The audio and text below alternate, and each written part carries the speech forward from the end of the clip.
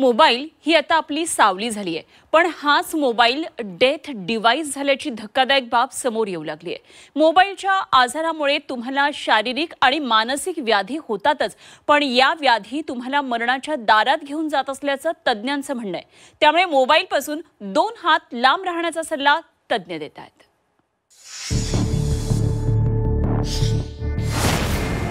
मोबाईलचा अतिवापर करताय, खबरदार।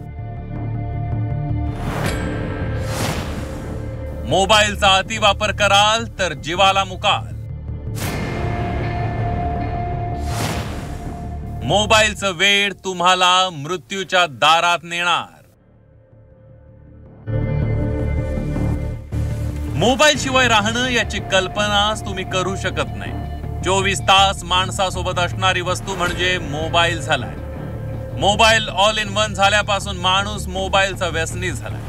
दिवसभर मोबाईलवर असणारा माणूस रात्री झोपतानाही मोबाईल उशाला घेऊन झोपतो। मोबाईल पासून लांब राहणं ही माणसाला शिक्षा वाटू लागली आहे। ऑफिसच्या मीटिंग, मोबाईलवर गेमिंग, निकटवर्तीयांशी बोलणं, शेअर बाजाराची अपडेट, कौटुंबिक गप्पा ही मोबाईलवरील व्हॉट्सअॅपवर होत असतात। मोबाईल माणसाची सावली झालाय, पण हाच मोबाईल तुम्हाला मृत्यूच्या दारात घेऊन चाललाय। हो, आम्ही बोलतोय ते खरं आहे। मोबाईल थेट तुमच्या जीवावर उठलाय, कारण मोबाईल अनेक आजारांचा मूळ झालाय। मोबाईल मधील ब्लू लाईट डोळ्यांसाठी विषारी। सकाळी उठल्या उठल्या मोबाईल पाहणं घातक आहे। डोळ्यात जळजळ, डोळ्यात कोरडेपणा आणि डोकेदुखी होते। झोपताना मोबाईल पाहिल्यानं शरीराची ठेवण बदलते।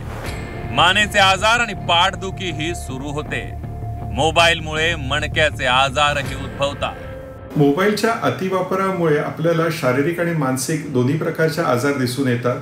मोबाईलचा अतिवापर केल्यामुळे तुम्हाला डोळ्यांवर ताण येतोय किंवा सारखं वाकून तुम्ही मोबाईल पाहताय, त्यामुळे तुमची मान दुखते आहेत, अंगठे दुखतात आहेत असं दिसून येतं। आणि मानसिक आजारांमध्ये तुम्हाला निद्रानाश होणं, रात्री उशिरापर्यंत झोप न लागणं असं दिसून येतं। मोबाईल फक्त शारीरिक व्याधीच देत नाही, तर माणसाला मोबाईल गंभीर मानसिक आजाराकडेही नेत असल्याचं संशोधनातून सिद्ध झालंय।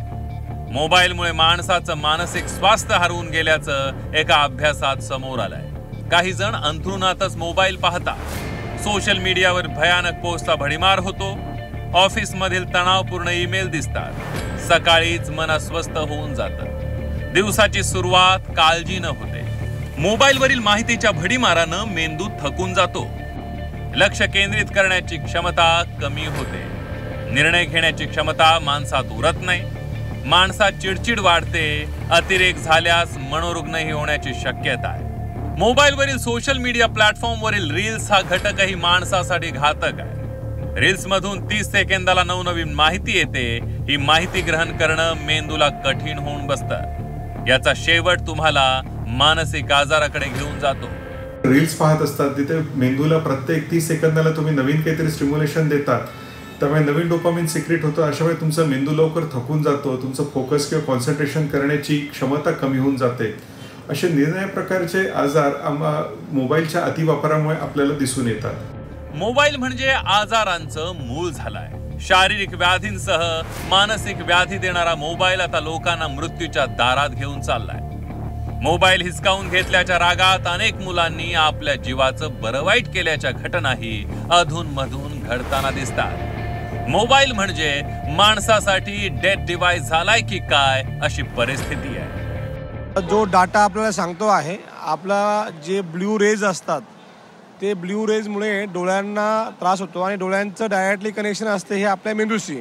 सेंट्रल नर्वस सिस्टीम आपण त्याला म्हणतो। आणि जर central nervous system he day by day बघितल्यानंतर त्याचं डिके होतं। डिके झाल्यामुळं त्याचा जो नुकसान आहे ओव्हरऑल बॉडीचा 10 ते 15 वर्षांनी तुमचं वयोमान कमी होतं आहे। त्यामुळे हा डेंजरस पार्ट आहे।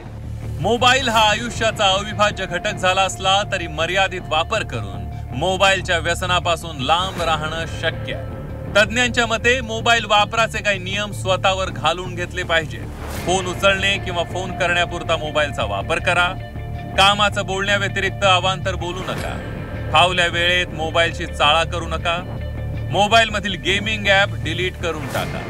सोशल मीडियावरील रील्स पाहणं टाळा। सकाळी उठल्यावर तासभर फोन पाहूच नका।